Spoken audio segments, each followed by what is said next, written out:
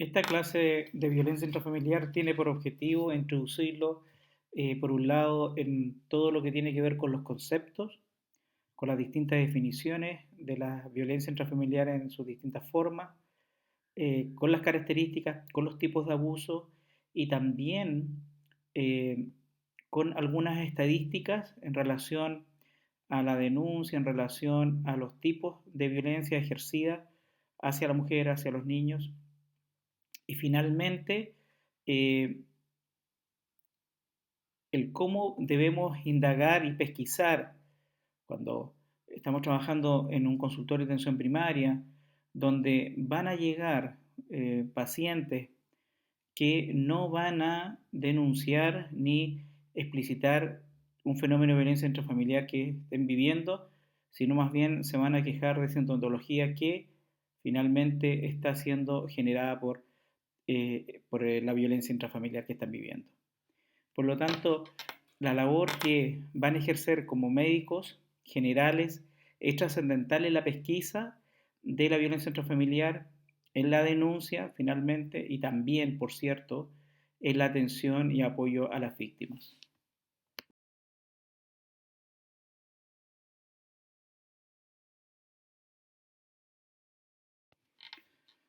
Cuando revisamos el concepto eh, que alude a la violencia intrafamiliar, es importante poder destacar lo siguiente.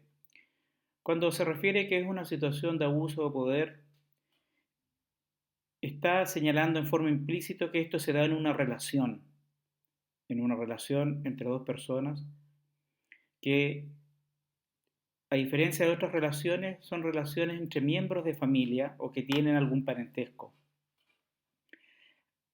Esto es muy importante porque esto diferencia de lo que es una agresión. Una agresión es un hecho puntual que se puede dar al interior de la familia como también con un extraño. Es un hecho único que tiene características propias y diferentes de la violencia intrafamiliar. Una agresión puede estar dada en una relación asimétrica como simétrica. Sin embargo, en el fenómeno de violencia intrafamiliar, la agresión, el abuso de poder, se da al interior de una relación asimétrica. De ahí que está el hecho de poder, es decir, alguien que tiene poder sobre otro. Un padre en relación a su hijo, un padre en relación a su esposa, una esposa en relación a un suegro mayor de edad que vive dentro de ese grupo familiar, etcétera. Y que obviamente el maltrato se puede expresar de distintas formas, físico, psíquico, eh, y que bueno, y en ese contexto, eh, lo importante de este concepto es, por un lado, que está en una relación, por lo tanto es algo más permanente en el tiempo, es una relación asimétrica y que tiene distintas formas de presentación. El maltrato físico alude a todo acto de agresión al cuerpo de una persona y que puede tener distintas modalidades o formas. Y puede ir esta agresión y generar lesiones leves hasta provocar la muerte.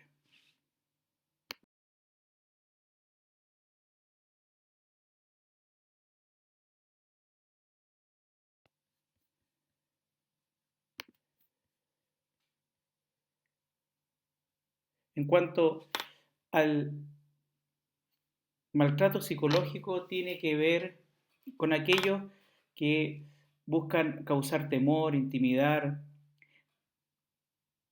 Dentro del relato de las víctimas, un maltrato psicológico recurrente es el hecho de la humillación, de cómo el agresor humilla, denosta y finalmente termina afectando la autoestima del agredido. En, en el caso del abuso sexual que se da al interior del grupo familiar, este obviamente se puede dar eh, y habitualmente se observa desde el esposo hacia la esposa, como también de algún miembro del grupo familiar hacia algún niño o hacia algún adulto mayor.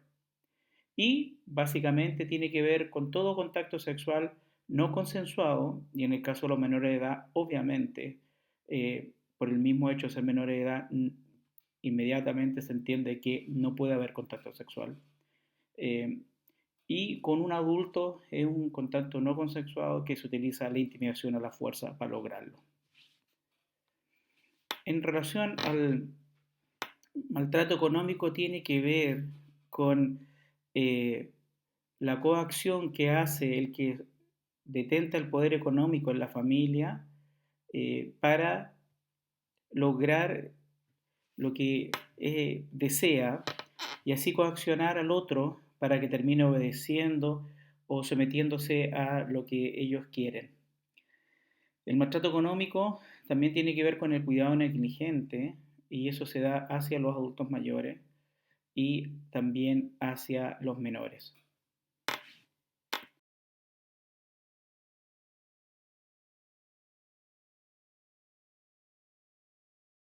En esta diapositiva pueden observar distintas manifestaciones de violencia intrafamiliar y que corresponden a distintas formas. Les solicito a ustedes que al lado de cada tipo de agresión coloquen a qué tipo de violencia intrafamiliar corresponde.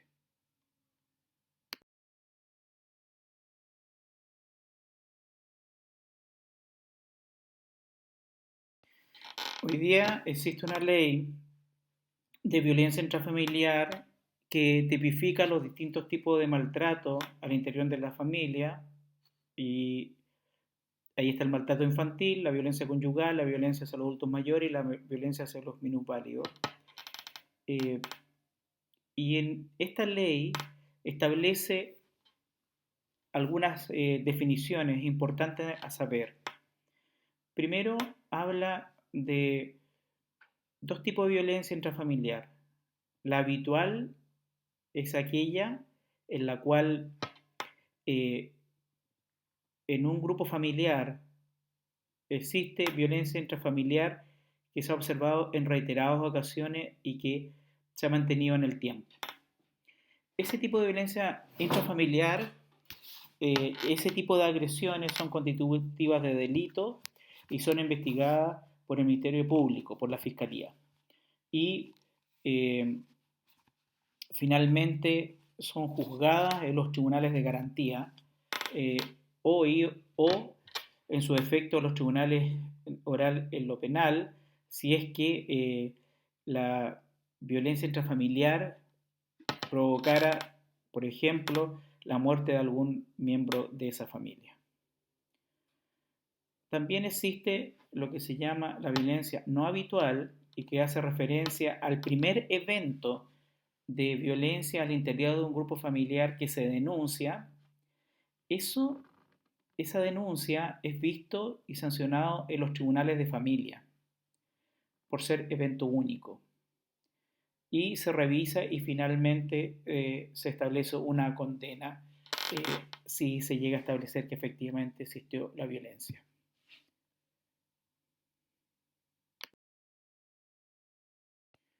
Como se puede entender, y al ser ley, todo acto de violencia intrafamiliar que pesquisemos en nuestro ejercicio profesional deben ser denunciados, puesto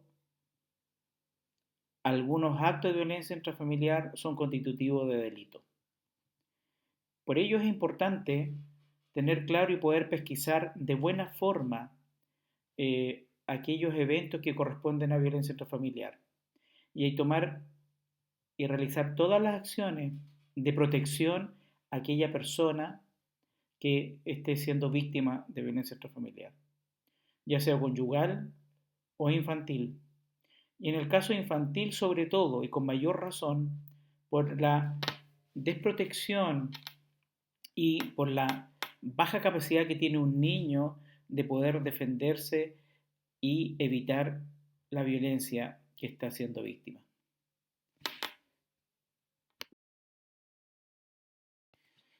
Hoy en día todos los actos de violencia intrafamiliar tienen que ser revisados y vistos en los tribunales competentes, ya sea de familia o un tribunal de garantía o un tribunal oral. Es por ello la importancia de poder pesquisar de buena forma cuando se está frente al fenómeno de la violencia familiar que pueda estar sufriendo y viviendo un paciente. Y ello obliga y nos obliga como profesionales tratantes y, y sobre todo cuando tenemos la calidad de funcionario público, de hacer la denuncia respectiva, especialmente sobre aquellas poblaciones más vulnerables que puedan estar siendo víctimas de violencia intrafamiliar. Me refiero a la población infantil, a los adultos mayores y a los minusválidos, puesto son poblaciones que por su condición carecen de las capacidades para poder defenderse y protegerse frente a las agresiones que están viviendo.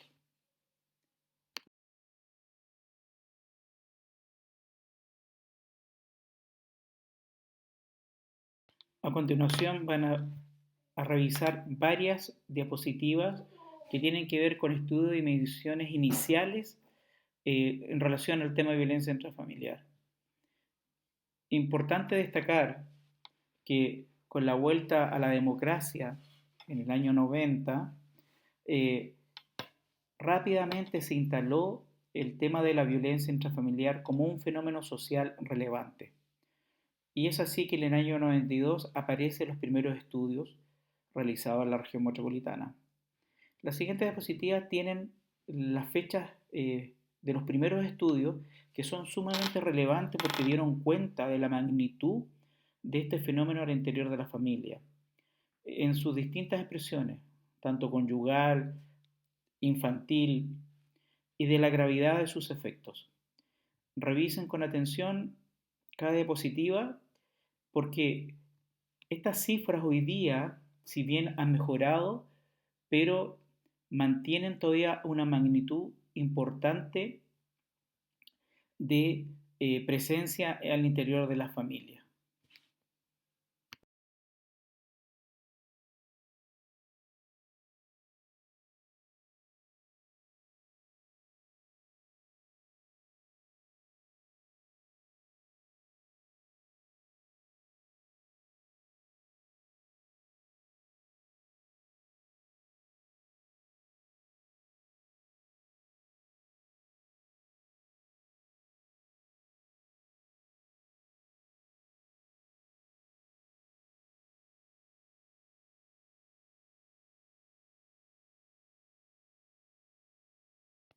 En la presente diapositiva pueden observar los efectos que tiene en la salud la violencia intrafamiliar. En este caso, pueden observar los efectos sobre la salud física.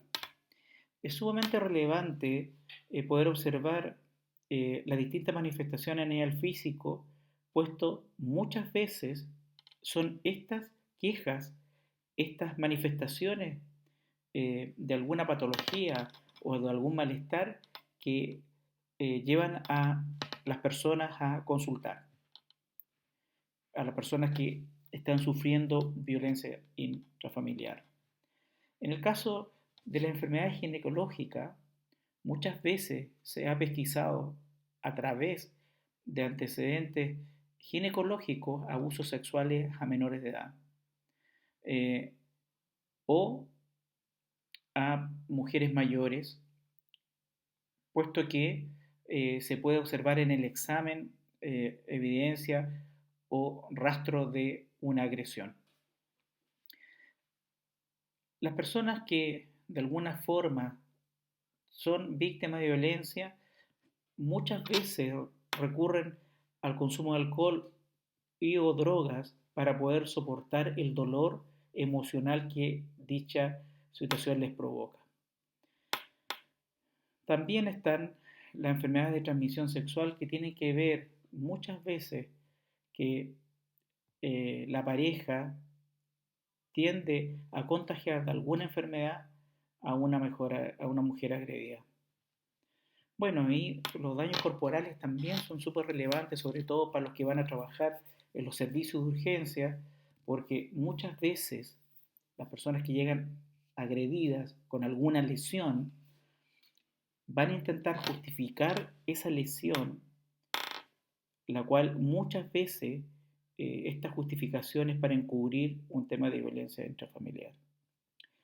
Con respecto a las quejas somáticas poco definidas, es también muy relevante los consultores de atención primaria, aquellas pacientes que son policonsultantes, que consultan en forma sostenida por diferentes motivos y dolencias, cefaleas crónicas, dolor abdominal, en fin, distintas manifestaciones que cuando se las evalúa no se encuentra el correlato físico y esa paciente muchas veces es una paciente que es víctima de violencia intrafamiliar.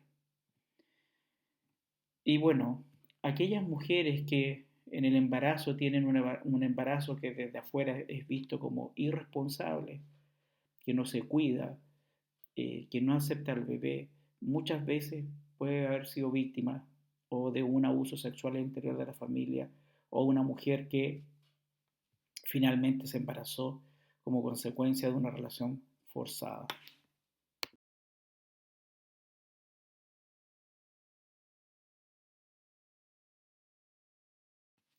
La violencia intrafamiliar provoca efectos negativos sobre la salud, no solo física, también emocional o psicológica. Provoca trastornos mentales, trastornos del ánimo, depresiones, trastornos por conversión, crisis de pánico, trastornos de la conducta alimentaria, etc. Muchos de esos trastornos, el índice de consulta por los trastornos ansiosos y por los trastornos depresivos, es de alta prevalencia en los consultorios de atención primaria. Muchas veces estos cuadros son gatillados por violencia intrafamiliar de la cual están siendo víctimas. Una manifestación grave es el síndrome de estrés postraumático. Este síndrome es finalmente una respuesta o una consecuencia de violencia intrafamiliar grave sostenida en el tiempo.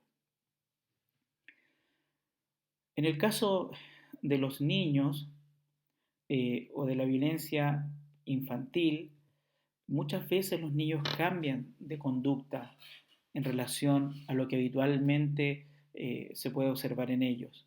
Aparece enuresis y encopresis en niños que por edad ya no debieran tenerla. Aparecen sentimientos de vergüenza, de miedo y de ansiedad también, igual que los adultos.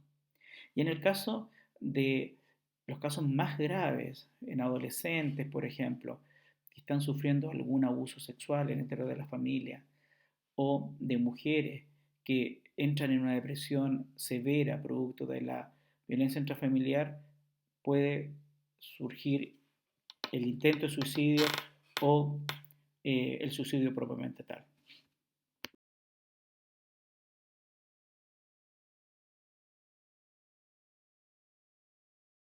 Las consecuencias en el plano sexual de la violencia intrafamiliar se manifiesta de distintas formas, desde embarazos no deseados, disfunciones sexuales, las cuales muchas veces son motivo de consulta eh, en los consultores de atención primaria como en los consultores de especialidad. Es sumamente relevante cuando una paciente o un paciente llega con una disfunción sexual, poder indagar no solamente aquellos elementos físicos, biológicos que pueden estar dando cuenta de esta disfunción, sino también indagar eh, aspectos psicológicos del funcionamiento familiar del paciente o la paciente. Como una forma de tener control sobre la mujer, muchos hombres eh, no tienen relaciones con preservativo y le prohíben a la mujer tomar anticonceptivos para lograr a través del embarazo tener el control de ellas. Y bueno, también dentro de las manifestaciones están todo lo que tiene que ver con el acoso y las violaciones y las manifestaciones también importantes son las fobias sexuales y la sexualidad en general. Aquellas personas que producto de la violencia intrafamiliar ven alterada completamente su funcionamiento en este plano.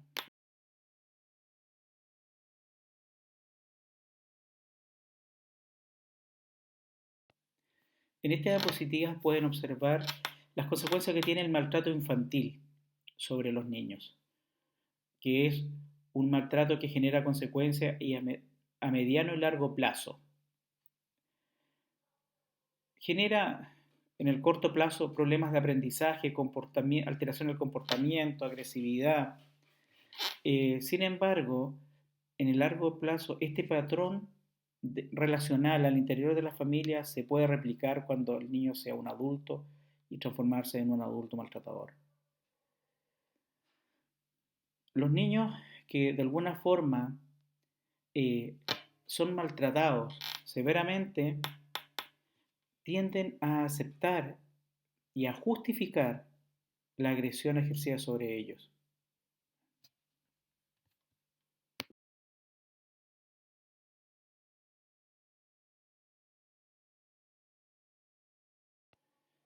En las dos últimas diapositivas,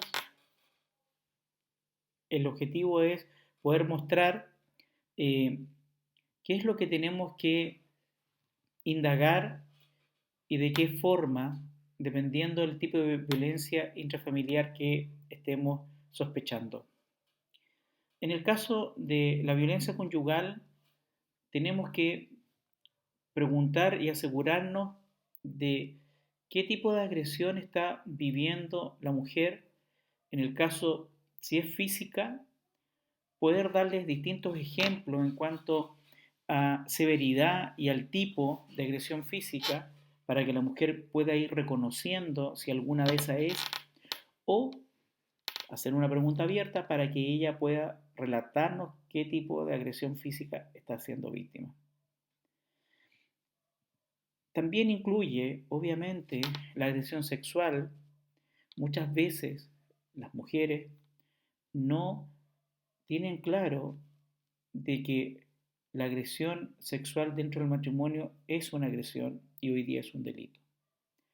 Muchas veces culturalmente la mujer entiende que el hombre tiene derecho sobre la vida sexual de la mujer y por lo tanto algunas conductas de riesgo y de maltrato se normalizan.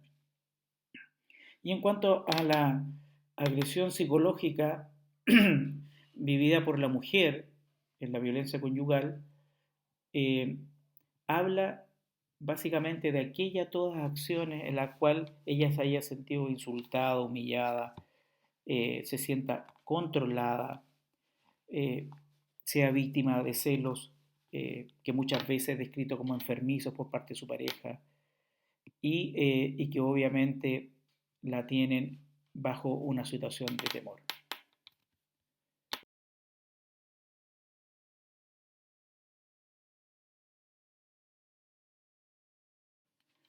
En relación al maltrato infantil, hoy en día el niño ha cambiado su calidad jurídica. Antiguamente los niños eran objeto de derecho, es decir, ellos no participaban en nada dentro del proceso judicial de lo cual eran parte. Hoy día son sujetos de derecho, es decir, que tienen participación y se les reconoce como un ente más. Esto ha significado que hoy día los tribunales están mucho más atentos a todas aquellas situaciones que pudieran estar relacionadas con un maltrato infantil. Por eso, cuando en el consultorio o cuando estemos atendiendo a un niño y vemos algún signo de alguna lesión, algún moretón, en fin, es importante que podamos pesquisar a través de los padres, primero, cuál es la noción que tienen sobre el castigo, qué piensan ellos, cuáles son las formas de castigo que utilizan ellos, o la forma de corregir a su hijo cuando se porta mal o hace algo que a ellos no les parece, y también pesquisar factores de riesgo que está demostrado que aumentan las posibilidades de maltrato infantil. En cuanto a los adultos mayores, es importante tener claro, primero, la edad del adulto, también qué tan autovalente es este adulto, si presenta alguna patología que lo haga depender de otras personas que requieran cuidados especiales o que presenten patologías como la demencia, por ejemplo, en la cual presenta manifestaciones de agitación psicomotora, psicosis, etcétera, que hace difícil muchas veces su cuidado y su manejo y por lo tanto más susceptibles de ser maltratados. También es importante ver, en el caso de los adultos mayores, eh, el estado emocional del cuidador de este adulto mayor. Muchas veces algún miembro de la familia recae toda la responsabilidad de cuidar a un padre anciano, a un abuelo, a un adulto mayor en general, y este cuidador muchas veces se ve sobrepasado, agotado, y termina siendo eso también un factor de riesgo.